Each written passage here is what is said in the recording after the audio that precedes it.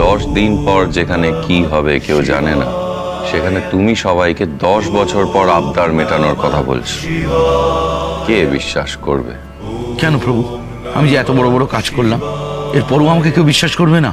বড় বড় কাজ তো আমিও করেছি ভগবান দাস, কিন্তু মানুষ আমাকে বেশি মনে রেখেছে দেবী সতীর দেহ নিয়ে তাণ্ডব করার জন্য। বাকি সব বিস্মৃত হয়েছে। সে কি প্রভু,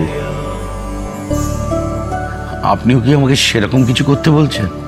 না না না না না, তোমার আর আমার ব্যাপার আলাদা ভগবান দাস। আমি তো সেটাই বলছি।